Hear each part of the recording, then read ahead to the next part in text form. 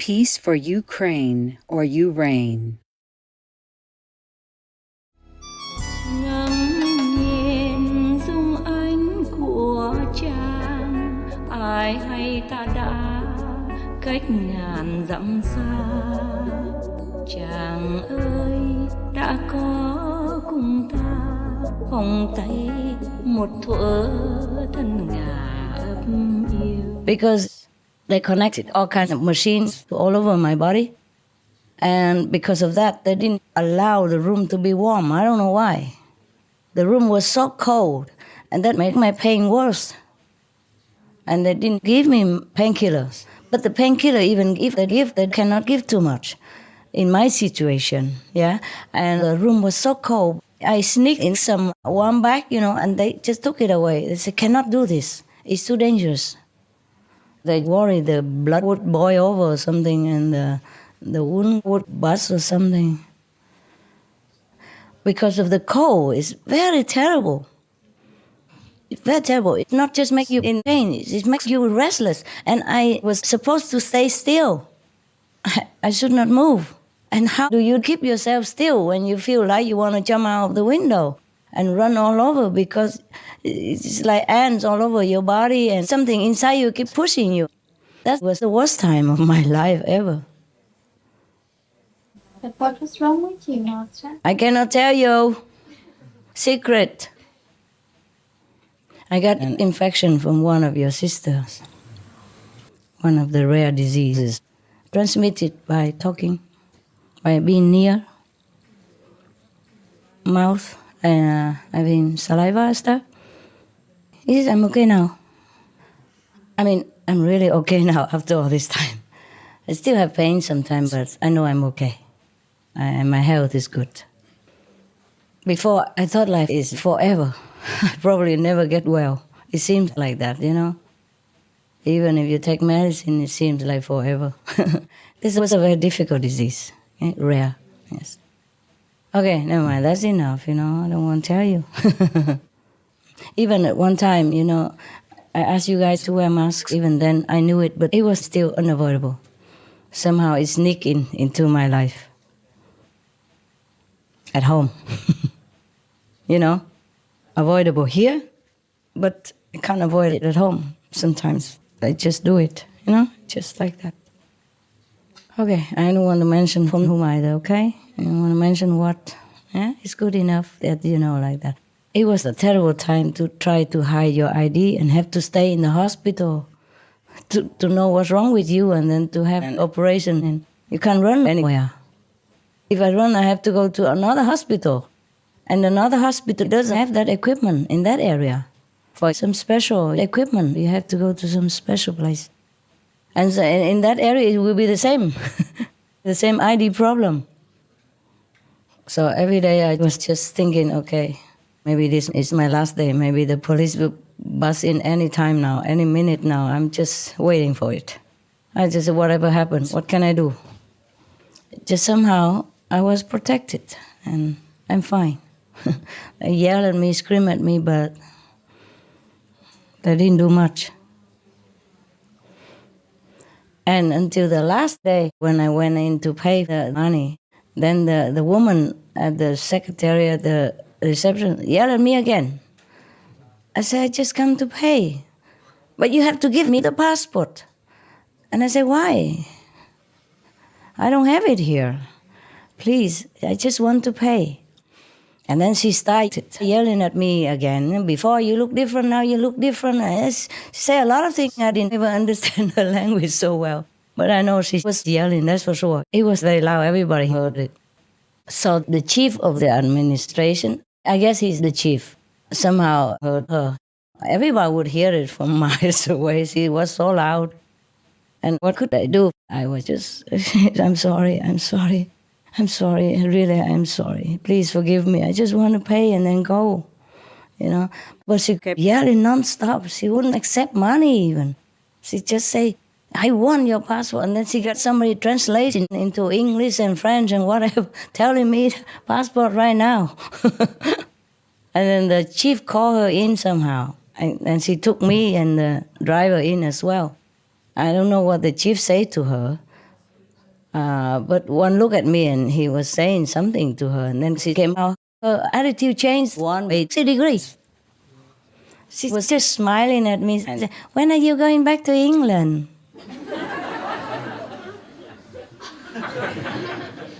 Why? No more passport, nothing. And then she even accepted my gift afterward.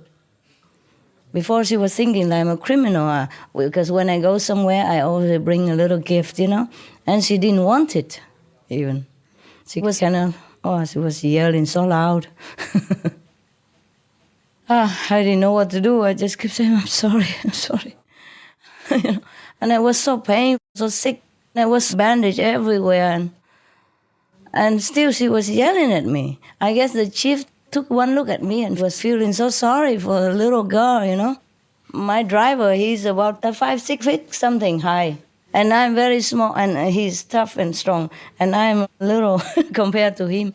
And probably he took a good look at me and he felt such a sorry woman, Bandage everywhere, and I couldn't even talk well, and the stomach everywhere, and couldn't even walk. And then got yelled at like that. So he said something to her. And she took me out, and immediately she changed. I was so surprised and relieved, of course, I didn't know what he told her. Probably he said, "Well, just take her money, that's all you need." all we need is money, right, to pay for the staff and medicine, doctors, that's all they need. What the heck do you need my passport for? Yeah? And the worst would be if they don't take that money, I would just run away. Right? So he said, "Just take her money." Maybe it was like that before she ran away. Well, if it was somebody else, they would have pretend to be angry or get angry or scared and then go away and don't ever come back again. But I was just too good. I even came back again to make sure that everything was paid, because after that there were some more visits, follow up, Yes. And the scan, sometimes the scan is very expensive. They call it something? Some T scan or something? Not CAT scan. Huh? CT scan. So scan the whole body, And you have to stay still.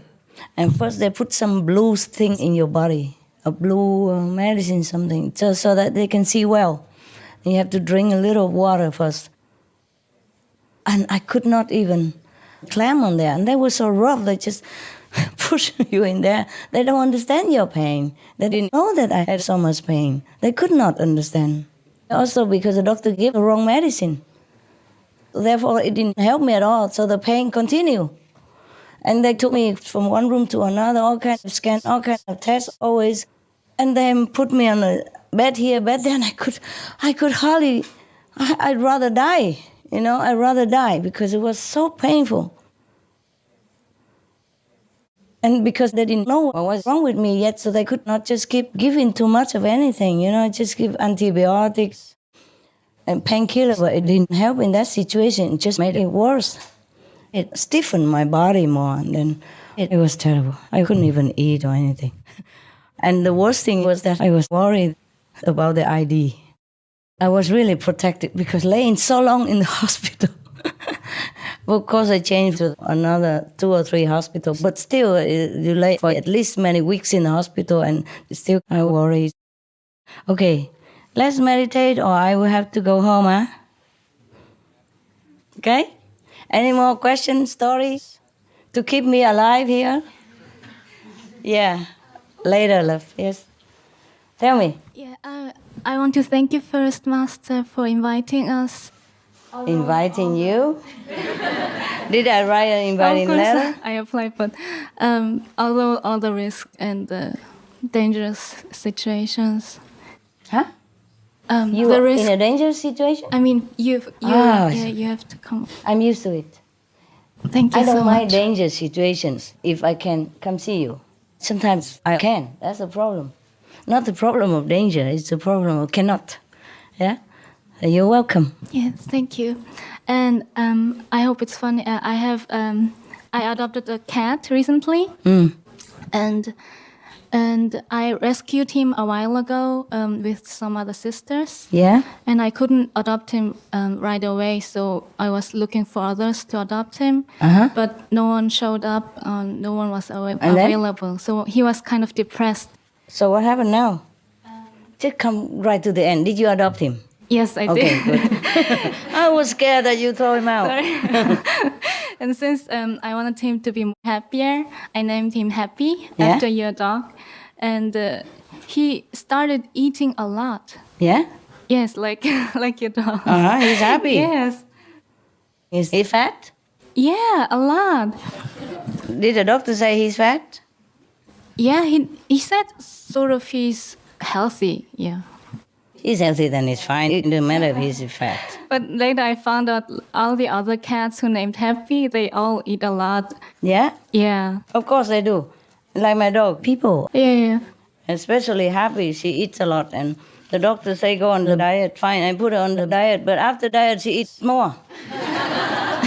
Then she is all the same.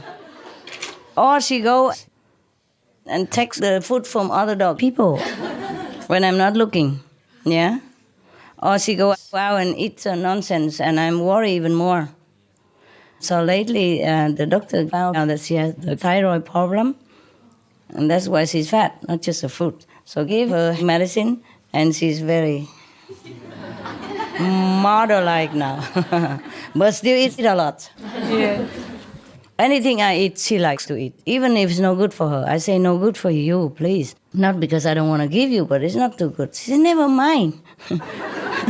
Good for you, good for me. So eat. Sometimes I feel sorry for her also because, she has this food. She has no boyfriend, nothing anymore. And she's old now. I never know when she goes, you see? So it's a short life. If she enjoys it, why not? She enjoys it. As long as she's in a dog person's life, I want her to enjoy. Yeah, enjoy also. Not just always discipline and not this, not that. And dog people's lives are already so limited. And because they live with me, sometimes I like to be clean. So we have to clean them many times. Whenever they go out, we clean them so that they can come inside the house. Because they be all over on my bed, my sofa, everywhere. And printing everywhere, paws, if we don't clean. Flowers, paws, flowers everywhere. So we clean them. Also for health's sake, you know. They don't always like that, of course. It's a kind of hassle a little bit, no? To lift your legs up, clean 4 times, you know. But I devised a new system. I told the attendant, don't mess with it too much. Because originally, when there are a lot of assistants, it's also okay, you know. But when only one, then I tell you, don't bother too much. Just clean them once with vinegar, yeah? And then with water again if you can. If it's too busy, don't bother, yeah? As long as it's vinegar, it's fine. Or use vinegar for 1 or 2 days only, not every day. Other days, just water, so clean. And now we just do like this. Of course, they have to wash the dog people's paws when they come in because of mud, you know? Yes. Otherwise, they will print their paws everywhere, you know, and we can't keep washing. Also, for environmental protection, if you keep washing, there's a lot of detergent everywhere.